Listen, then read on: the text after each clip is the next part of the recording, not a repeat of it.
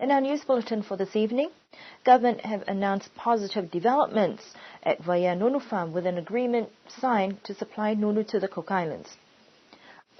New Public Service Commission looked to advertise the top job for Health Department following the resignation of the Director of Health.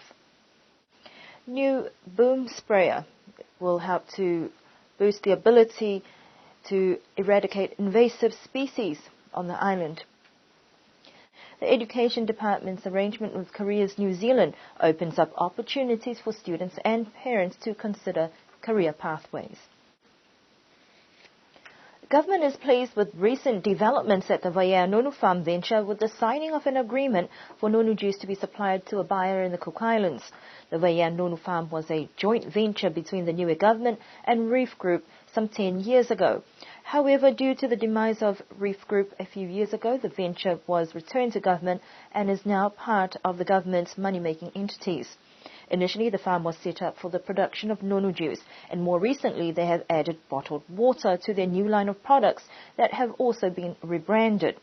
Premier Tokitalangi says that Wayne Harris Store has been instrumental in these new developments or changes, as well as negotiations that have resulted in this new contract agreement. The contract is for, it's mutually beneficial to both of us. They will make money, we will make money, and I think based on the information that we received up until now, the farm will start making money almost immediately. In other words, it will start making a profit almost immediately as a consequence of this agreement that he's managed to negotiate on our behalf. We're talking about a substantial amount of nunu that's going to be taken over by the company in the Cook Islands on a monthly basis or weekly basis. The production levels at Waiea Farm will have to increase, but we've also got obligations to Japan and to people in Australia and China and so on that we're all going to have to keep up with as well. So I'm pleased that we're finally able to make some money out of the nunu farm, and hopefully it'll be good tidings for better things to come. Well, we'll continue to expand because the agreement that we've had with the Cook Islands is likely that they may request more product, and if that's the case, then we'll be able to expand our farm up there. The expectation is that there will be further expansions as the demand for nunu increases now that markets have also been secured. Niue's Director of Health has resigned and left the island while the Niue Public Service Commission seeks interested persons for the position. Director Manila Nosa worked his way up the ranks after years of leading the Public Health Division. In June 2012, he was appointed as the Director of Health on a contract for a term of 3 years. According to the chairperson of the Niue Public Service Commission, Atapana Siakimoto, Mr. Nosa had indicated he would not be renewing his contract that ended this year and stated that it was for personal family reasons. To that effect, the Commission accepted his resignation. Commissioner Siakimoto says this high-level position will be advertised widely on island and abroad. In the meantime, Manager Bob Talangi will be stepping in as acting director until a suitable candidate has been identified. Invasive plant species pose major risks to the island's indigenous trees and flora, but the introduction of a new boomer spraying unit machine may be the solution to getting rid of taro vine and other invasive species. This new piece of equipment will make it easier to reach invasive weeds, especially those that crawl up and grow on trees out of reach. These vines can kill the host trees that they attach themselves to. The boom sprayer costs approximately 11,000 New Zealand dollars, which is a good investment considering it could have multiple uses. We caught up with the team today as they were trialling the spraying unit. Note that for filming purposes, they were only using water. We went to find out what they're doing and what it will mean for the island. They're doing high, very high. You can see we're up 14, 15, 16 metres. So you can't do it with a knapsack. So this is a high-pressure pump with a Honda engine, so we can actually spray exactly where we want. And you would have seen you with the big nozzle spraying up. So the idea is just to target the weed, in this case Syndapsis, and not hit anything else.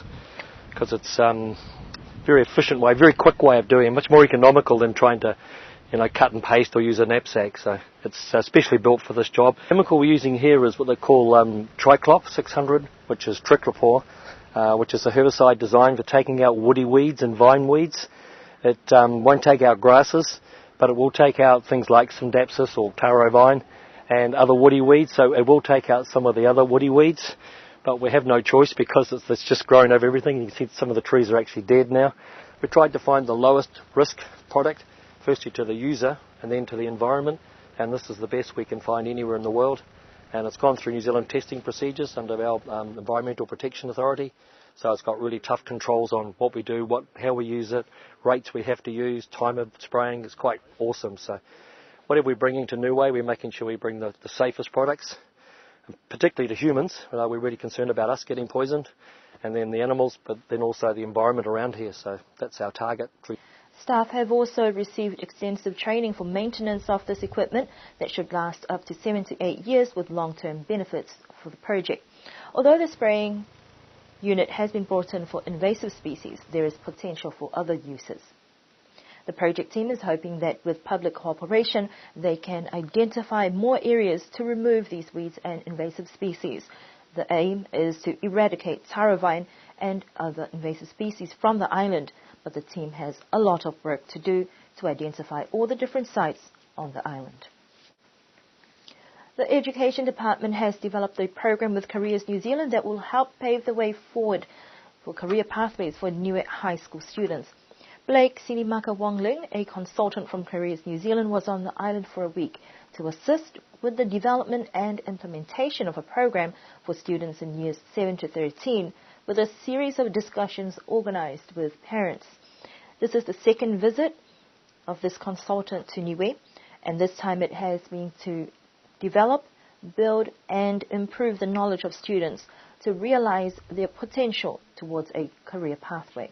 So when I came last year, I was expecting to think that nothing was happening, but actually it's really, really good. And I think the opportunities that are given here are actually taking use of all the resources. But we can always do better, and that's probably my job to try to look at opportunities to improve the curriculum, but also success factors for education. For us, it's about making sure that both highlighting opportunities here in Niue as well as in New Zealand. And some of the work that I'm doing in New Zealand is also trying to highlight the return of Niueans back to Niue, or for the first timers to come and reconnect to their culture.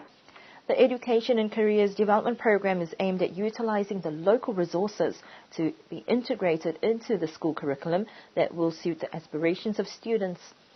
The multifaceted initiative includes a careers education program for Niue High School, professional development for staff of Niue High School, and careers information and support for families and community leaders of Niue. There's a lot of really good stuff that's happening in Niue High. The teachers are really, really awesome, and they're actually really doing career education already. So it's about how to be utilised to improve some of that stuff.